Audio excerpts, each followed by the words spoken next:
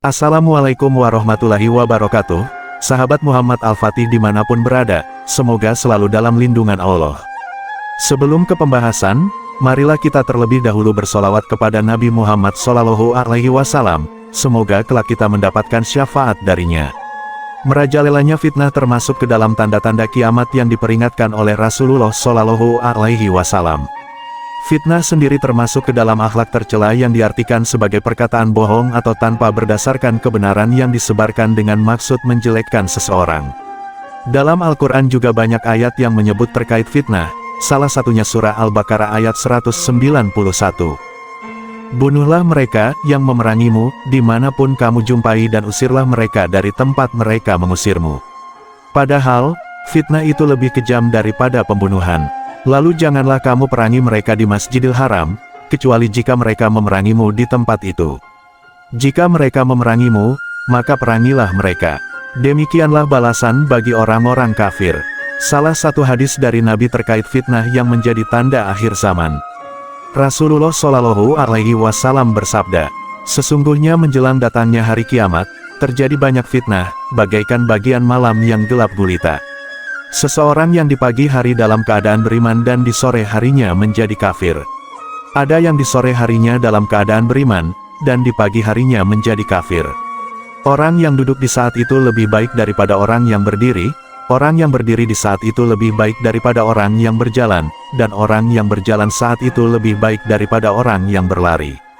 Maka, patahkanlah busur-busur kalian, putuskanlah tali-tali busur kalian, dan pukulkanlah pedang-pedang kalian ke batu.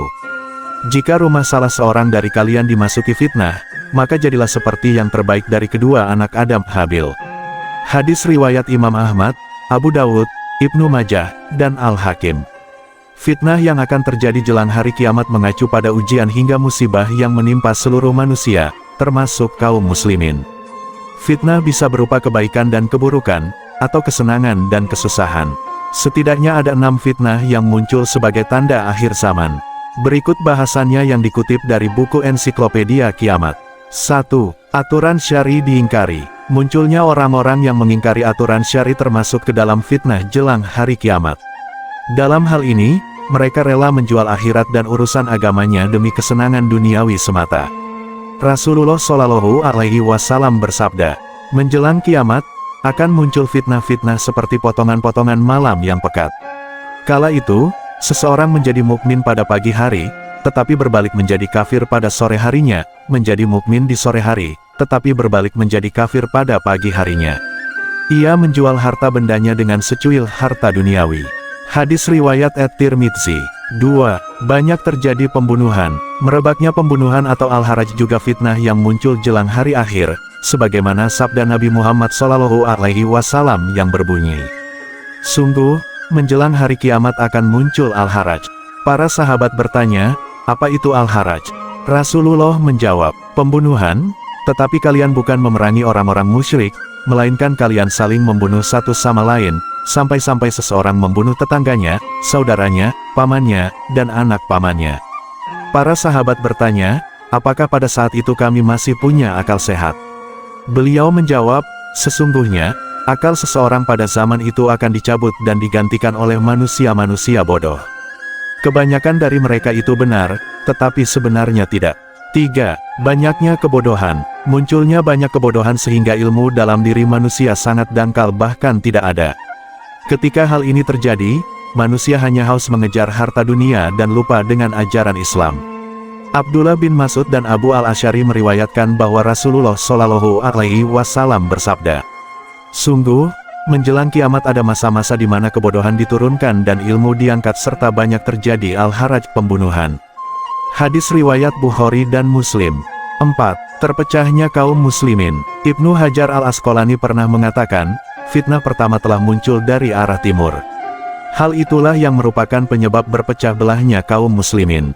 Dari arah tersebut, yakni Irak, telah muncul kelompok Khawarij, Faridah, Batiniyah, Qadariyah, Jahmiyah, Mu'tazilah, Jabariyah, dan lain-lain.